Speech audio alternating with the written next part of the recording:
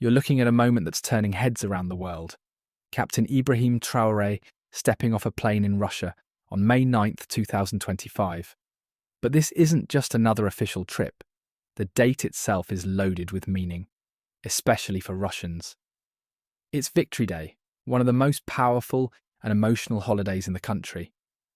So what exactly is Victory Day? Well, it marks the day the old Soviet Union finally beat Nazi Germany in World War II. That war was brutal.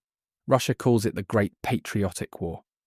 It started back in 1941 when Hitler's army invaded Soviet land. What followed were some of the most intense battles in history, like Stalingrad and Kursk, where millions fought and died. In the end, the Soviet troops pushed all the way to Berlin, forcing Germany to surrender in May of 1945. More than 20 million Soviet lives were lost. Soldiers, mothers, children. The pain was everywhere. So every year on May 9th, Russia stops to remember them. It's not just about looking back, though. Victory Day is also a message about strength, pride, and refusing to be controlled by anyone else. That's exactly why Traore's visit on this day is making waves. He didn't just show up for the photos. His arrival sends a bold message.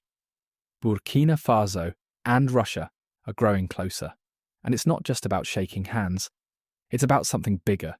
It's about countries like Burkina Faso stepping away from old colonial shadows and building new friendships based on respect, strength, and shared goals. For Russia, having Traore there isn't just a nice gesture. It shows that even as the world changes, some nations are choosing to link arms in new ways. And for Africa, especially a leader like Traore, this trip says loud and clear, we're not waiting for permission anymore. Now back to the roots of the day. When Victory Day was first celebrated in 1945, it was pure joy, people dancing in the streets, hugging strangers. But it wasn't until 1965, under Soviet leader Leonid Brezhnev, that it became an official public holiday. That's when the big Red Square parade started. Tanks rolling, jets soaring, soldiers marching, all showing off national pride and power. After the Soviet Union broke apart in 1991, the meaning of the day started to fade. But Vladimir Putin brought it back strong. He made Victory Day a key part of modern Russian identity.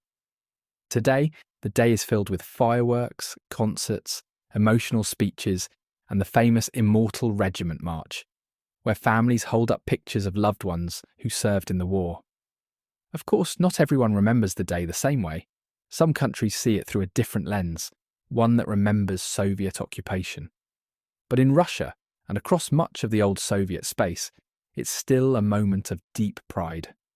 And now, in 2025, with Captain Traore standing in Moscow, on this powerful day, Victory Day takes on a new meaning. It's not just about history anymore. It's about the future.